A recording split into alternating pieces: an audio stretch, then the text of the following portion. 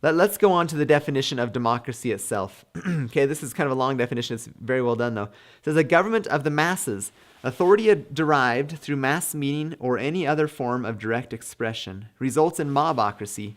Attitude toward property is communistic, negating property rights. Attitude of the laws that the will of the majority shall regulate, whether it's be based on deliberation or governed by passion, prejudice, and impulse, without restraint or regard to consequences, results in demagogism, license, agitation, discontent, and anarchy. That sound like a right-wing extremist definition of democracy? Here they go on to say this definition. The framers of the Constitution, quote, made a very marked distinction between a republic and a democracy, and said repeatedly and emphatically that they had formed a republic. Okay? Who wrote this definition of democracy? Would it surprise you to know that it was written by the War Department in 1928? Okay, the predecessor to the Department of Defense. The War Department in 1928 in their training manual said democracies are bad. Okay, they're saying they're communistic. They're saying they're governed by prejudice, agitation, discontent, anarchy. We're a republic. We're not a democracy. Pretty good that our government printed and published this for the training manual for the people in the armed forces. Now, we're going to go to another definition, and this is in 1952, a mere 25 years later, approximately. The U.S. Army publishes the Soldier's Guide, in which it states, because the United States is a democracy, the majority of the people decide how our government will be organized and run. So from 1928 to 1952, a complete reversal. They're all of a sudden saying we are a democracy, and they're not saying all the ills of democracy. They're saying we are a democracy. And all the people who go to the armed forces get this idea, we're a democracy. And that's what we hear today, isn't it? We're a democracy. In this democracy, to uphold democracy. Wait a second. According to 1928, according to true principles, according to the founders too, democracy is a bad thing. So why are they calling us a democracy? There's an interesting little side note there, isn't there? Because once people learn what a democracy is, they buy into the idea of, oh, it's just the rule of the majority. Whatever the majority wants, they get. Cool, I like this. And you can more easily play on their passions and get things done that you want done by emotionalizing issues and by propaganda, by doing whatever you need to do that way. Alexander Hamilton says this, it has been observed that a pure democracy, if it were practicable, would be the most perfect government. Experiences prove that no position is more false than this. Says a lot of people said, look, if we could have a pure democracy where all the people come together and decide on things, that'd be the best. Why isn't that practical?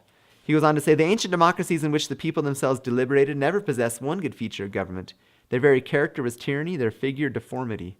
Why would that be? Because if all the people have to come together, the merchants, the farmers, the sailors, whatever it is, they all have to get together and make decisions. They're like, I got to go. I got stuff to do. And they come, fine, I'll just do that. You're going to promise that? Fine, let's just do that. Let's just move forward. We got things to do.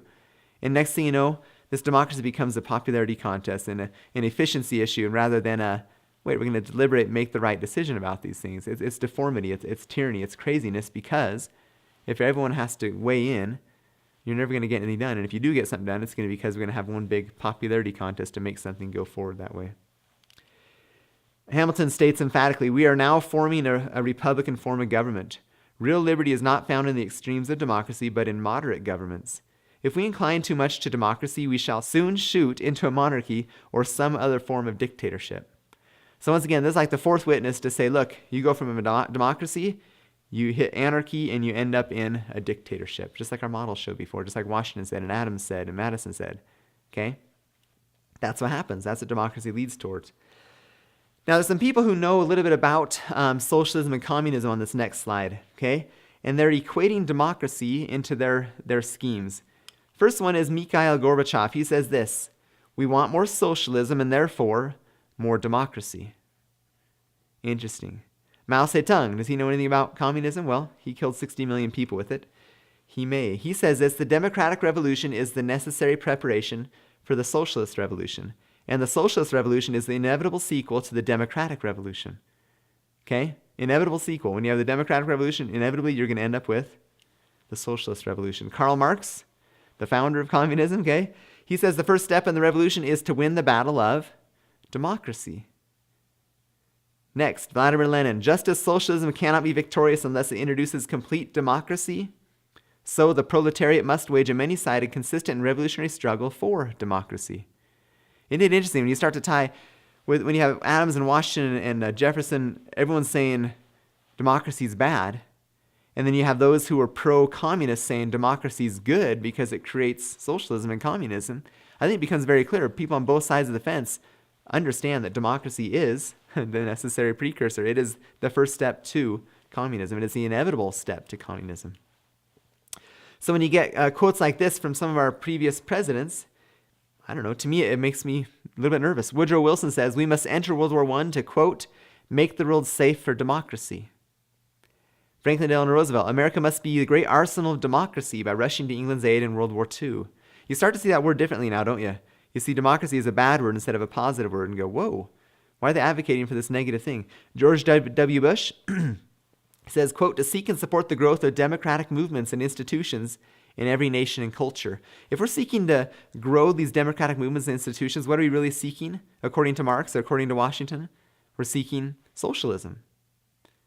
Now, just as a side note, would it surprise us that what we're doing domestically, I think no one would argue that domestically what we're creating is socialism, right?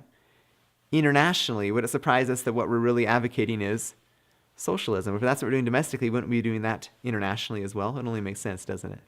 Okay? Let's get to one more quote by Woodrow Wilson. He says this, and it's interesting because he's right on. This is very true. He says, "Democracy is bound by no principle of its own nature to say itself nay as to the exercise of any power." Democracy, in and of itself, can do whatever it wants to do. It doesn't have to say no to itself at all.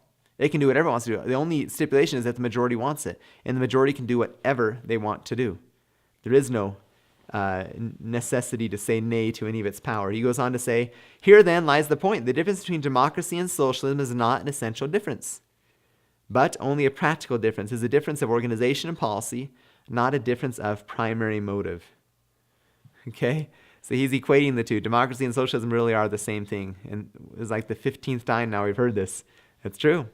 Democracy leads to socialism. It's really the same thing. Okay? Are we clear on that? Does that make sense? Why they're the same? Because the rule of the majority is no rule at all. It's just complete chaos and anarchy. And ends up in a dictatorship because someone comes along and says, hey, that chaos isn't going to work. I'll solve the problem. I'll solve the problems that I caused by promoting democracy. Okay? That's the story of the Lenins and the Mao Zedongs and Stalins and Gorbachevs of the world. Okay, so we've kind of a long introduction. We've got a good idea here with all the quotes and all the concepts and the charts to get us a good foundation. Now let's get into the Declaration, okay?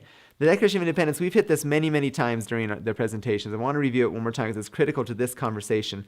We hold these truths to be self-evident, that all men are created equal, that they are endowed by their Creator with certain unalienable rights, that among these are life, liberty, and the pursuit of happiness.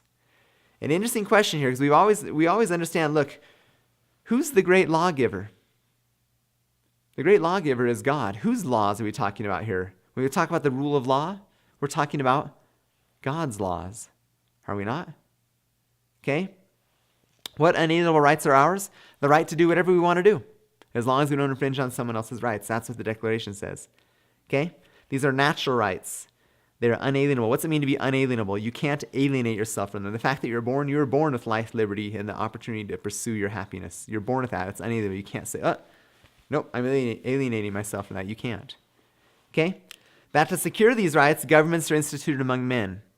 Okay, government's job, according to the Declaration, is to protect our God-given rights, not to reflect the will of the people. That's not their job. There's actually a really big difference, okay? There's a distinction here between natural rights and positive rights. Natural rights come from God. They're unalienable, okay? Whereas positive rights, that are also called granted rights or created rights, sometimes they're called vested rights, those come to us from man. And if man gives you rights, if government gives you rights, they can take them away. So there's actually no right at all, are they? We talked about that in the last presentation. Okay? And these natural rights coincide with the laws of nature and of nature's God. They're natural rights. Okay? And they should be protected by government because it makes sense for nature to comply with natural law and government to make sure that exists, that there's a protection of those rights. Lastly, deriving their just powers from the consent of the governed. We've talked about this a million times. This is a great idea, though. The government only has the powers that we ourselves possess, and then consent to give them to act on our behalf as our agent. Okay, so we established, what the Declaration talks about as far as the purpose of government, the rights of man, etc. Now we're going to get into an interesting thing that can get very confusing. The slide says popular sovereignty versus democracy. Popular sovereignty is when it's essentially the people rule, okay?